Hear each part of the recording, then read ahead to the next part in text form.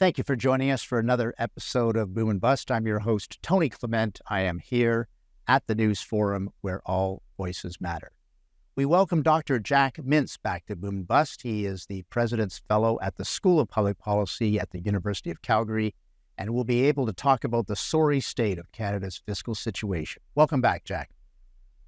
My pleasure to see you. I got to tell you.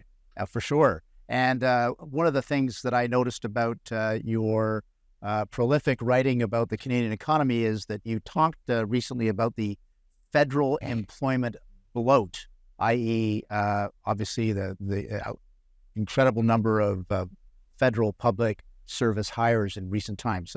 Tell us what's going on there. Oh, I think it's actually something. This is the second time I've actually written about this. The first time was actually a couple of years ago, and I noticed a number of people were starting to pick up on this after that, and so some new numbers came out, and so it's always interesting to look at those new numbers.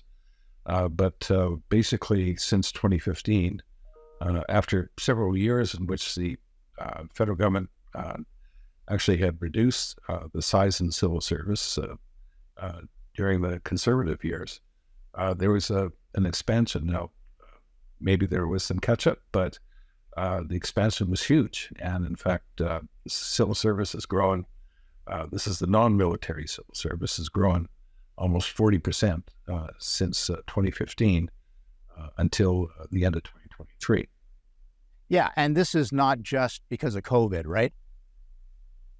Oh, absolutely. In fact, there are many departments that have even gotten bigger after COVID. In fact, one of the numbers I looked at was the Public Health Agency of Canada, which is very much involved with COVID in terms of planning and the work that was done. It did get much bigger during COVID, but actually it even got bigger after that. Even though COVID came to an end, or at least the pressures came to an end by that point. So, right. Once these things kind of get in place, it's kind of hard to ratchet back. But I think you'll find that there's been many departments that actually have grown quite a bit since 2015, and in areas that you wouldn't even expect it necessarily. I think one of them that you mentioned was the Canada Revenue Agency as well.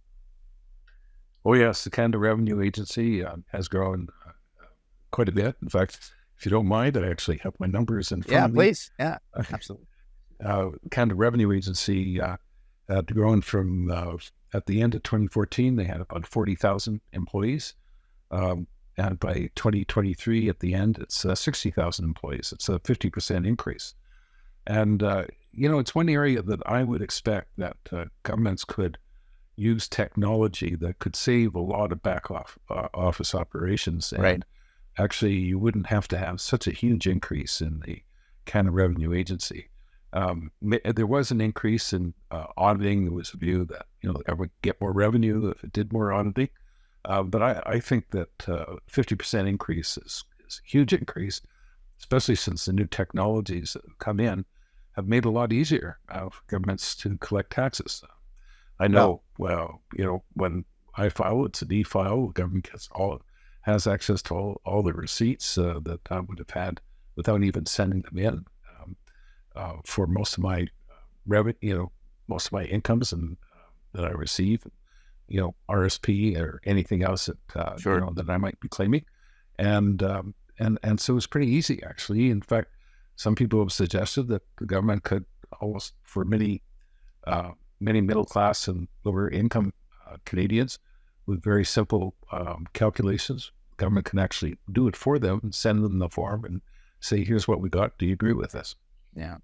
Well, I for one, can tell you that sometimes the wait time for CRA hasn't really declined that much when you're phoning them directly. So that's an area that does need improvement, but just pouring more money into staff isn't necessarily the right way to do it, is what you're saying.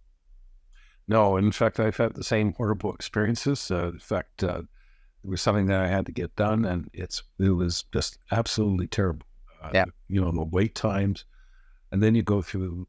Usually, the agents are very nice people to deal with. They're very friendly, and they try their best.